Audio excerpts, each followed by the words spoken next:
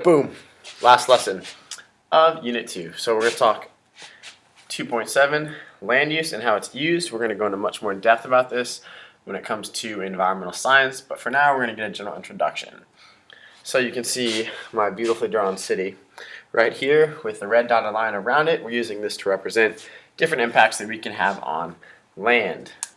I was very lacking when it comes to art yesterday, and so I pieced this back together. But three big words that we're going to use: urbanization, industrialization, and deforestation. Let's start with deforestation because it usually has to come first.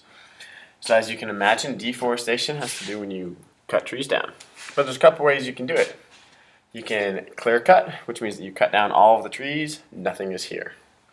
What you can also do is selective cut, which means that you're only cutting the trees that you're going to be able to use. Or you can also do strip cutting, which means that you take out one strip and leave the one next to it.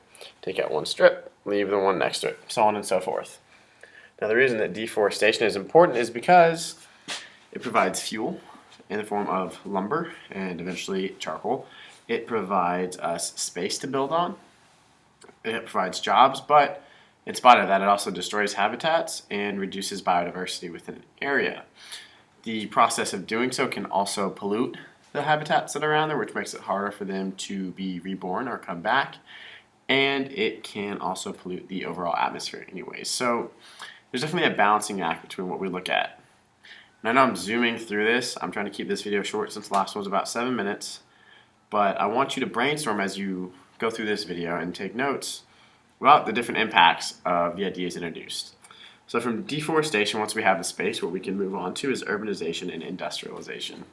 So when you urbanize something, you make it more city-like. So you see an influx of people or an increase in population that leads to what we call the concrete jungle. So you're going to have more buildings, more houses, suburbs, concrete, asphalt.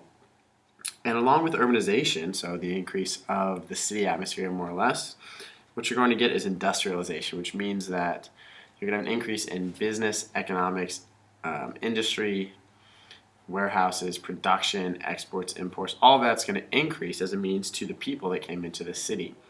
Now, both of these are going to be dependent upon the space available, the resources available. But when you put them in combination, what it does is it creates what we call a heat island, which is the purpose of this semisphere that goes around my city here. A heat island is, as you can imagine, an island in the ocean. It's a hot spot within a city or an area that has an increased temperature relative to the space around it. So it's hotter on the heat island than it is anywhere else because of the low specific heat supplies used to build a city.